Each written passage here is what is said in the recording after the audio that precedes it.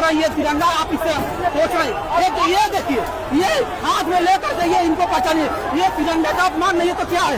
ये देखिए इसको फेंक दिया ये उठा करके, और ये है जो इनसे अभी हाथ पोछ रहे थे, मुंह पोछ रहे थे, और अभी तिरंगा को उठा करके फेंक दिए पुलिस वाले।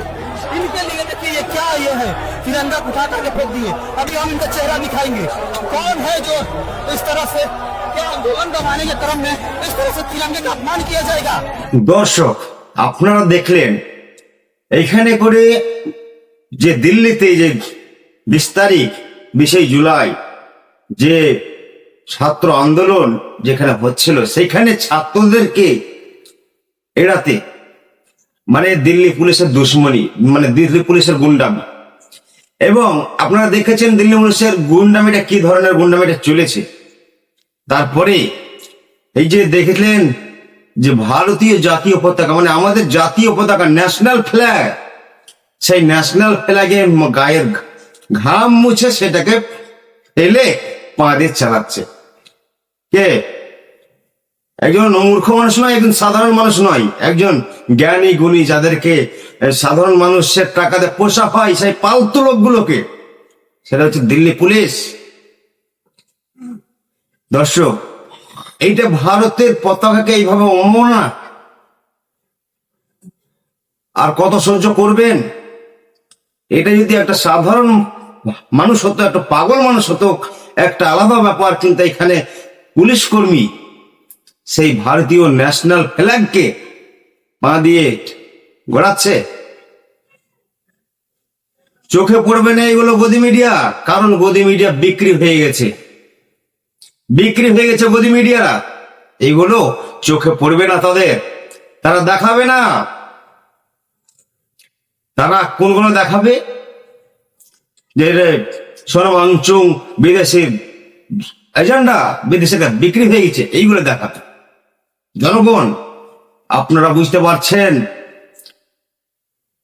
যে আন্দোলনটা শুরু হয়েছিল সেটা শুধু আমার জন্য নয়, আপনার জন্য নয়, পুরো ভারতবাসীর নিউ জেনারেশনের ছাত্র ছাত্রীদের জন্য তৈরি হয়েছিল। কিন্তু সেখানে সেই আন্দোলনকে ঠেকাতে পুলিশ কর্মীকে আগে করে দেয়, এবং পুলিশ কর্মীতে দেখতে পাচ্ছেন নোংরামো গুন্ডাগার্দি আপনারা দেখেছেন। ওই জন্যই একটা আমি ভিডিও দেখাবো আপনাদেরকে, আগে ভিডিওটা দেখুন।